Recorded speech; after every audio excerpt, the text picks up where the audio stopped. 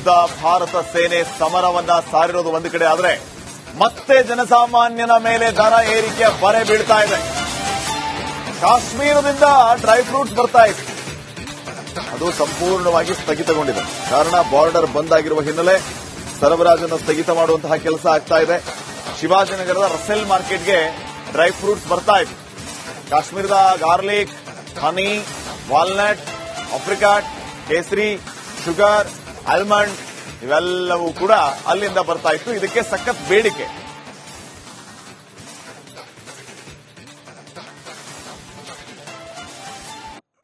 ಈ ಬಗ್ಗೆ ಒಂದು ಪ್ರತ್ಯಕ್ಷ ವರದಿಯನ್ನ ನೋಡ್ಕೊಂಡ್ಬರೋಣ.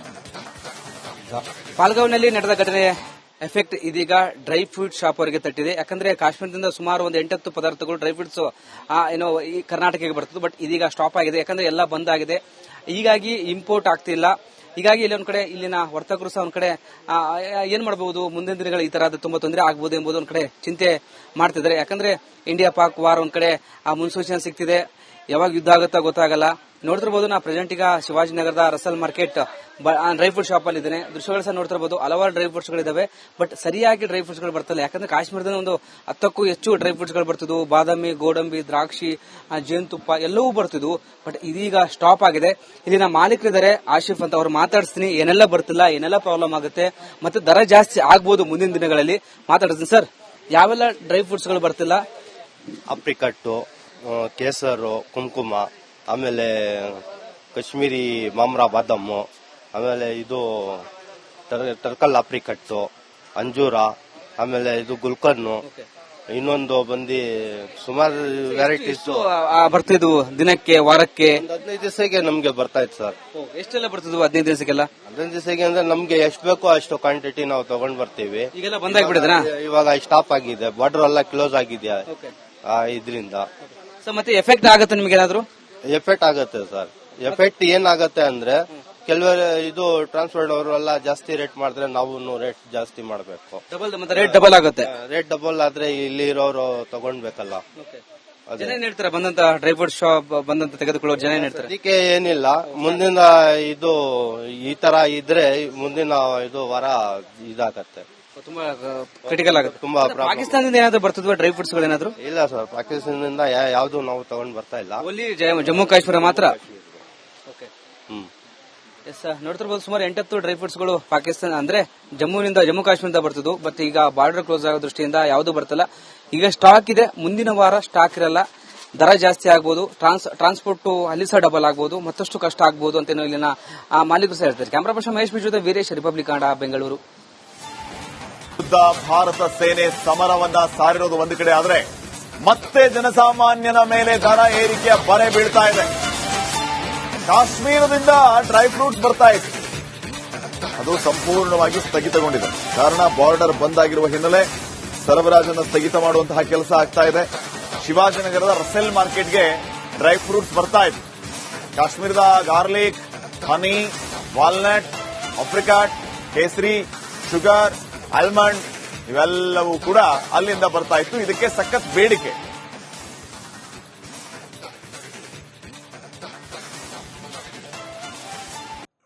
ಈ ಬಗ್ಗೆ ಒಂದು ಪ್ರತ್ಯಕ್ಷ ವರದಿಯನ್ನ ನೋಡ್ಕೊಂಡ್ಬರೋಣ.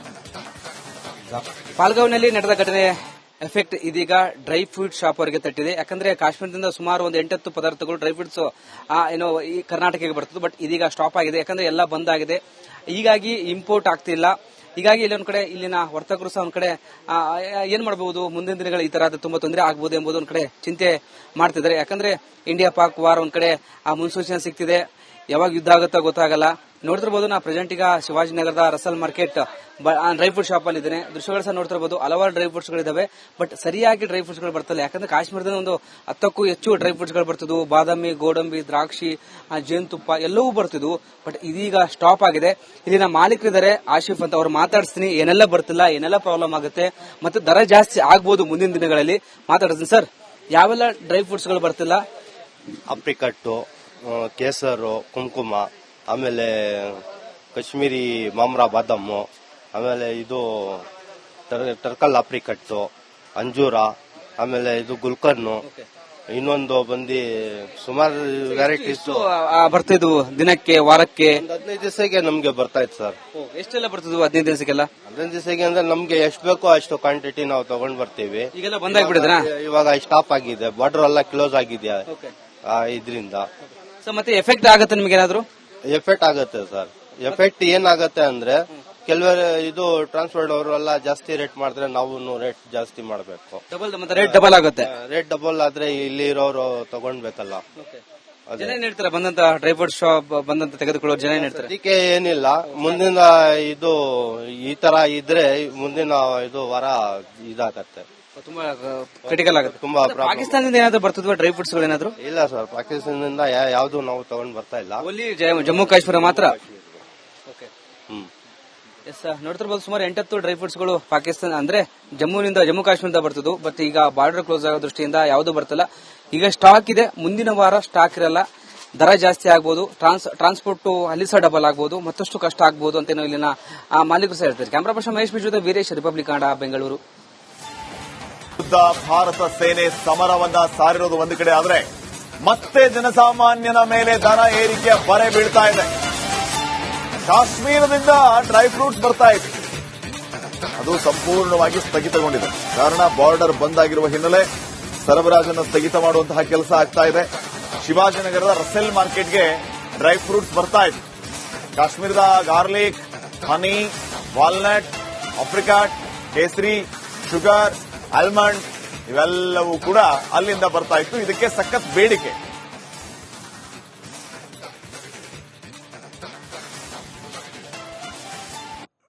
ಈ ಬಗ್ಗೆ ಒಂದು ಪ್ರತ್ಯಕ್ಷ ವರದಿಯನ್ನ ನೋಡ್ಕೊಂಡ್ಬರೋಣ.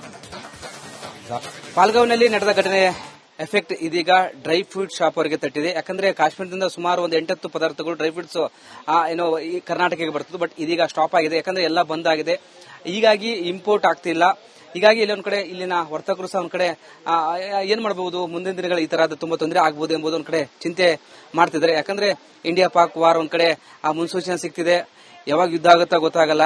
ನೋಡ್ತಿರ್ಬೋದು, ನಾ ಪ್ರೆಸೆಂಟ್ ಈಗ ಶಿವಾಜಿನಗರದ Russell market dry fruit shop ಅಲ್ಲಿ ಇದ್ದೇನೆ. ದೃಶ್ಯಗಳು ಸಹ ನೋಡ್ತಿರ್ಬೋದು, ಹಲವಾರು ಡ್ರೈ ಫ್ರೂಟ್ಸ್ ಗಳಿದಾವೆ. ಬಟ್ ಸರಿಯಾಗಿ ಡ್ರೈ ಫ್ರೂಟ್ಸ್ ಗಳು ಬರ್ತಿಲ್ಲ. ಯಾಕಂದ್ರೆ ಕಾಶ್ಮೀರದಿಂದ ಒಂದು 10ಕ್ಕೂ ಹೆಚ್ಚು ಡ್ರೈ ಫ್ರೂಟ್ಸ್ ಗಳು ಬರ್ತಿದ್ವು. ಬಾದಾಮಿ, ಗೋಡಂಬಿ, ದ್ರಾಕ್ಷಿ, ಜೇನುತುಪ್ಪ ಎಲ್ಲವೂ ಬರ್ತಿದ್ವು. ಬಟ್ ಇದೀಗ ಸ್ಟಾಪ್ ಆಗಿದೆ. ಇಲ್ಲಿನ ಮಾಲೀಕರಿದ್ದಾರೆ, ಆಶಿಫ್ ಅಂತ, ಅವ್ರು ಮಾತಾಡಿಸ್ತೀನಿ. ಏನೆಲ್ಲ ಬರ್ತಿಲ್ಲ, ಏನೆಲ್ಲ ಪ್ರಾಬ್ಲಮ್ ಆಗುತ್ತೆ, ಮತ್ತೆ ದರ ಜಾಸ್ತಿ ಆಗ್ಬೋದು ಮುಂದಿನ ದಿನಗಳಲ್ಲಿ ಮಾತಾಡ್ತೀನಿ. ಸರ್, ಯಾವೆಲ್ಲ ಡ್ರೈ ಫ್ರೂಟ್ಸ್ ಗಳು ಬರ್ತಿಲ್ಲ? ಆಪ್ರಿಕಟ್ಟು, ಕೇಸರು, ಕುಂಕುಮ, ಆಮೇಲೆ ಕಾಶ್ಮೀರಿ ಮಾಮ್ರಾ ಬಾದಾಮು, ಆಮೇಲೆ ಇದು ಟರ್ಕಲ್ ಆಪ್ರಿಕಟ್ಟು, ಅಂಜೂರ, ಆಮೇಲೆ ಇದು ಗುಲ್ಕರ್ನು, ಇನ್ನೊಂದು ಬಂದು ಸುಮಾರು ವೆರೈಟೀಸ್ ಬರ್ತಿದ್ವು ದಿನಕ್ಕೆ ವಾರಕ್ಕೆ? 15 ದಿವಸಕ್ಕೆ ನಮ್ಗೆ ಬರ್ತಾ ಇತ್ತು ಸರ್. ಎಷ್ಟೆಲ್ಲ ಬರ್ತಿದ್ವು 15 ದಿವಸಕ್ಕೆಲ್ಲ? 15 ದಿವಸಕ್ಕೆ ಅಂದ್ರೆ ನಮ್ಗೆ ಎಷ್ಟು ಬೇಕೋ ಅಷ್ಟು ಕ್ವಾಂಟಿಟಿ ನಾವು ತಗೊಂಡ್ ಬರ್ತೀವಿ. ಈಗೆಲ್ಲ ಬಂದಾಗ್ಬಿಡಿದ್ರಾ? ಇವಾಗ ಸ್ಟಾಪ್ ಆಗಿದೆ, ಬಾರ್ಡರ್ ಎಲ್ಲ ಕ್ಲೋಸ್ ಆಗಿದೆ ಇದರಿಂದ. ಸೊ ಮತ್ತೆ ಎಫೆಕ್ಟ್ ಆಗುತ್ತೆ ನಿಮ್ಗೆ ಏನಾದ್ರು? ಎಫೆಕ್ಟ್ ಆಗುತ್ತೆ ಸರ್. ಎಫೆಕ್ಟ್ ಏನಾಗುತ್ತೆ ಅಂದ್ರೆ ಕೆಲವರು ಇದು ಟ್ರಾನ್ಸ್ಪೋರ್ಟ್ ಅವರು ಎಲ್ಲ ಜಾಸ್ತಿ ರೇಟ್ ಮಾಡಿದ್ರೆ ನಾವು ರೇಟ್ ಜಾಸ್ತಿ ಮಾಡಬೇಕು. ಮತ್ತೆ ರೇಟ್ ಡಬಲ್ ಆಗುತ್ತೆ. ರೇಟ್ ಡಬಲ್ ಆದ್ರೆ ಇಲ್ಲಿ ಇರೋರು ತಗೊಂಡ್ಬೇಕಲ್ಲ. ಜನ ಏನ್ ಹೇಳ್ತಾರೆ? ಬಂದಂತ ಡ್ರೈ ಫ್ರೂಟ್ ಶಾಪ್ ಬಂದಂತ ತೆಗೆದುಕೊಳ್ಳೋ ಜನ ಏನ್ ಹೇಳ್ತಾರೆ? ಅದಕ್ಕೆ ಏನಿಲ್ಲ, ಮುಂದಿನ ಇದು ಈ ತರ ಇದ್ರೆ ಮುಂದಿನ ಇದು ವಾರ ಇದಾಗತ್ತೆ, ತುಂಬಾ ಕ್ರಿಟಿಕಲ್ ಆಗುತ್ತೆ. ತುಂಬಾ ಪಾಕಿಸ್ತಾನದಿಂದ ಏನಾದ್ರು ಬರ್ತದ್ವಾ ಡ್ರೈ ಫ್ರೂಟ್ಸ್ ಗಳು ಏನಾದ್ರು? ಇಲ್ಲ ಸರ್, ಪಾಕಿಸ್ತಾನದಿಂದ ಯಾವ್ದು ನಾವು ತಗೊಂಡ್ ಬರ್ತಾ ಇಲ್ಲ. ಓನ್ಲಿ ಜಮ್ಮು ಕಾಶ್ಮೀರ ಮಾತ್ರ. ಹ್ಮ್. ಎಸ್, ನೋಡ್ತಿರ್ಬೋದು ಸುಮಾರು 8 ಡ್ರೈ ಫ್ರೂಟ್ಸ್ ಗಳು ಪಾಕಿಸ್ತಾನ ಅಂದ್ರೆ ಜಮ್ಮು ಕಾಶ್ಮೀರದಿಂದ ಬರ್ತದ್ದು. ಬಟ್ ಈಗ ಬಾರ್ಡರ್ ಕ್ಲೋಸ್ ಆಗೋ ದೃಷ್ಟಿಯಿಂದ ಯಾವ್ದು ಬರ್ತಿಲ್ಲ. ಈಗ ಸ್ಟಾಕ್ ಇದೆ, ಮುಂದಿನ ವಾರ ಸ್ಟಾಕ್ ಇರಲ್ಲ, ದರ ಜಾಸ್ತಿ ಆಗ್ಬೋದು, ಟ್ರಾನ್ಸ್ಪೋರ್ಟ್ ಅಲ್ಲಿ ಸಹ ಡಬಲ್ ಆಗ್ಬೋದು, ಮತ್ತಷ್ಟು ಕಷ್ಟ ಆಗ್ಬೋದು ಅಂತ ಇಲ್ಲಿನ ಮಾಲೀಕರು ಸಹ ಹೇಳ್ತಾರೆ. Camera person Mahesh Biju, Veeresh, republic Kannada, Bengaluru.